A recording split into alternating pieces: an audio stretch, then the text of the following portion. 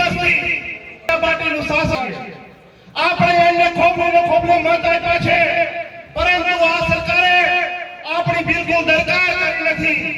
આપણા પ્રશ્નોનું સમાધાન કરવામાં તદ્દન નિષ્ફળ નીવડી છે.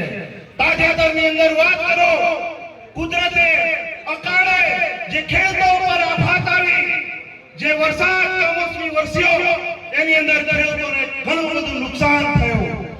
મોંઘા બિયારણ આવ્યા હતા, મોંઘા ખેતરમાં જંતુનાશક દવાઓ નાખી, એમને ખાતરો નાખ્યા, એમને લંબી ખેડતી વખતે જે ખર્ચ થયો, એ અઢળક જે ખર્ચ થયો, એની સામે સરકારે, આ ભારતીય જનતા પાર્ટીની સરકારે આપણા ખેડૂતો સાથે, આપણા ગુજરાતના ખેડૂતો સાથે મજાક કરી છે. ભાઈ સો જાણો છો, 10,000 કરોડ રૂપિયાનું પેકેજ આપ્યું છે આપણા ખેડૂતોને.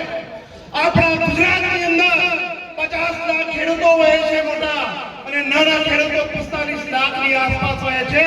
આમ બધા નાના મોટા ખેડૂતો ભેગા થઈને 1 કરોડ જેટલા ખેડૂતો આ ગુજરાતની ધરતી ઉપર ખેતી કરી રહ્યા છે.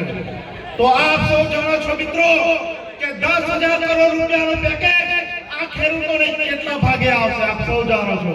તો આપણે સૌ કોઈને લાગે છે કે આ ખેડૂતો સાથે મજા કરી છે ને મજા?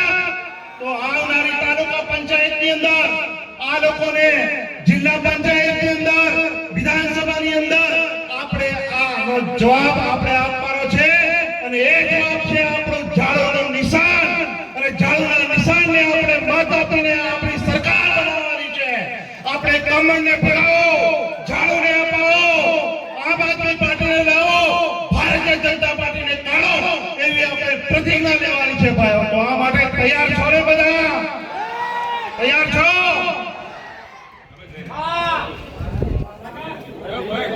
મિત્રો, ઘણા બધા પ્રશ્નો હોય છે આપણા ગુજરાતની અંદર. શિક્ષણના પ્રશ્નો તમે જુઓ, આરોગ્યના પ્રશ્નો તમે જુઓ, વહીવટીનો પ્રશ્ન જુઓ, કાયદા કાનૂન જુઓ, દરેક જગ્યાએ આ ભારતીય જનતા પાર્ટીની સરકાર નિષ્ફળ